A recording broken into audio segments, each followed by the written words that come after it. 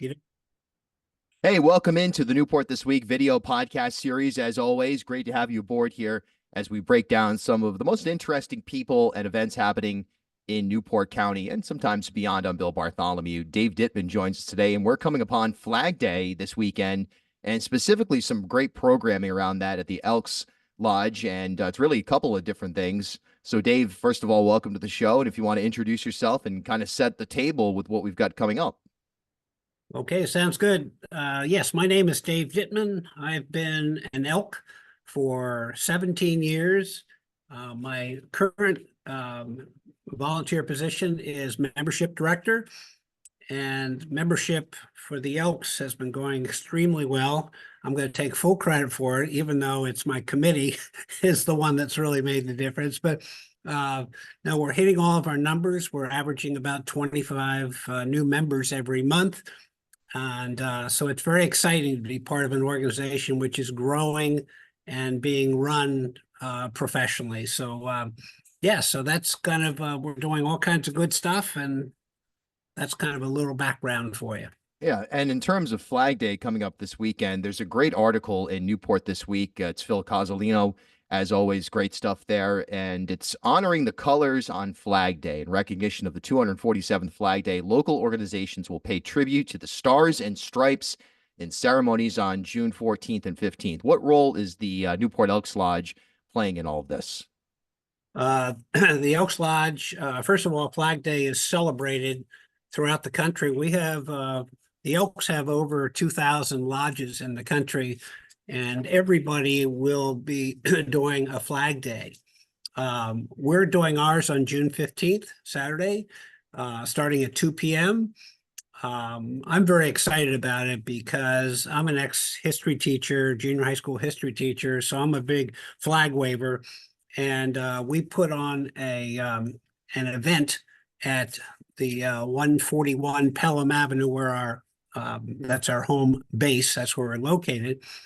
And the flag ceremony is just an amazing thing. It goes back and talks about the history of the 7 different flags we've had ever since the beginning of our country. So it's and so getting a little bit of background and making it a little bit educational doesn't hurt. We sit outside under our American flag, and we're encouraging people. If you're teachers, you want to invite your kids, everything is obviously free. Come on down. And after our ceremony, we have a cookout. And you're invited to that as well. But a little background on the on the Flag Day. First of all, Mike Flynn is a key player. He is the leader of the Boy Scouts Troop 3. And we use the Boy Scouts to bring in the very special 7 different flags. And when we bring in the flags in front of everybody, we give a little history of the flag. We give some music, and we get one of our officers to make a commentary based on what's going on at that particular time. So anyway, Mike does that, and he's very, very good and been very, very involved with the Boy Scouts for a long time. The second part of the equation is Christine Stevenson, and she's the editor of our Bugle, which goes out to just all kinds of members. And in the in this Bugle, she has an update, an article, if you will, on Flag Day.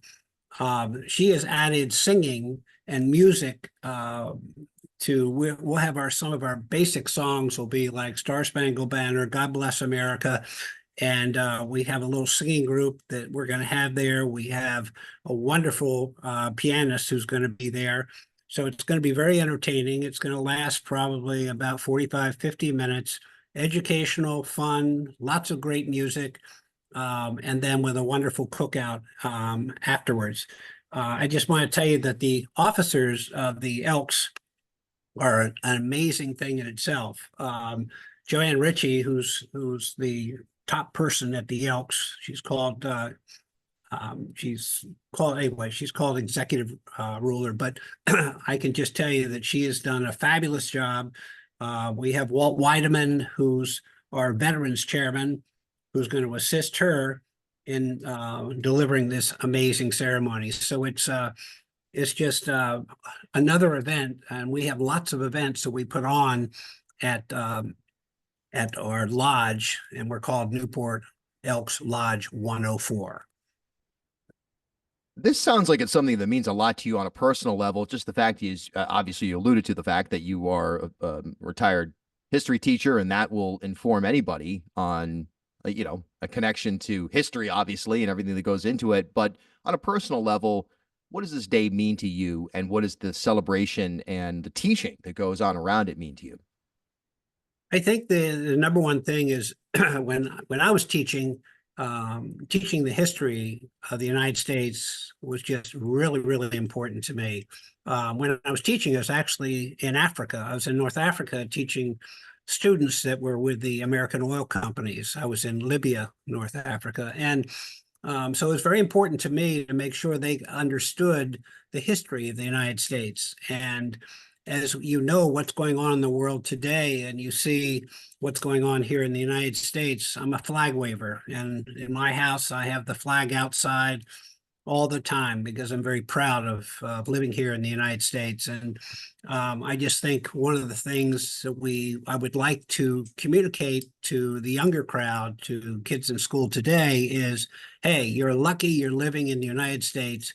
And when you see that flag, just say to yourself, boy, am I lucky. Mm.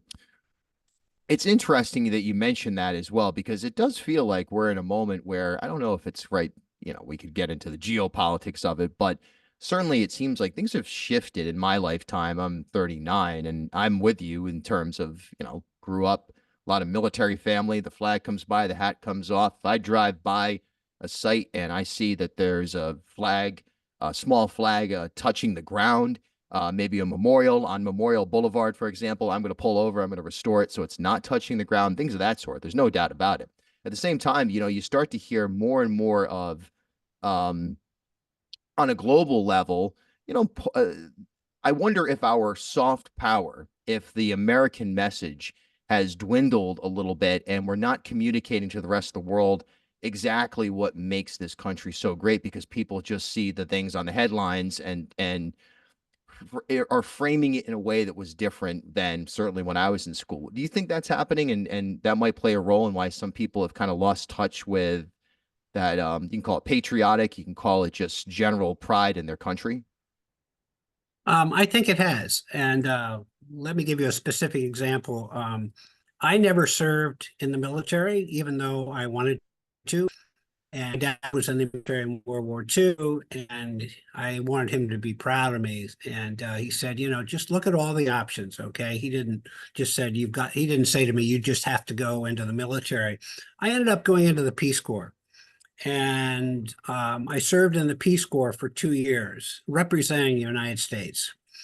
And I was so proud, I have to tell you. And but I just felt like we've just got to make sure that people in this world understand the United States is a great place, and you don't give away a great place. And that's one of the things that bothers me a little bit or a lot about the southern border, because I look at all the people that have come into this country before this whole entry into the south border happened in the United States, and people would wait 2 to 5 years to get accepted. And when they finally got accepted, it was a major celebration.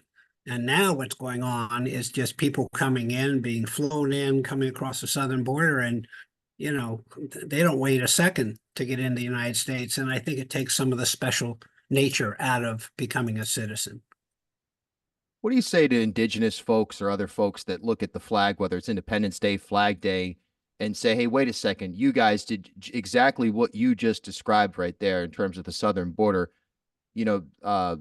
Americans did exactly that to us over a period of time, whether it's the Trail of Tears or whether it's just the general situation. There's definitely pushback there that we've seen in terms of indigenous folks and allies saying, hey, wait a minute, why should we celebrate this when really what that flag stands for is the elimination of what was our country? Yeah, no, I think again, it's to me, it's when we have an event like we're having at the Elks, on the 15th, and I encourage everybody to come to it. You'll be amazed. I mean, I'm a real flag waver, and I sit through the ceremony every year, and I just sit there absolutely amazed. And you come out of that ceremony thinking, "Wow, am I lucky to be here?" And so I just think it's a matter of communicating, communicating what wonderful stuff we have. And unfortunately, the media kind of controls this country as for a long time, but it's we're kind of split between the left and the right, and everybody kind of arguing instead of saying, "Gee whiz, I go back to Ronald Reagan, and anybody who remembers Ronald Reagan will tell you he worked with the Republicans, the Democrats, the world leaders.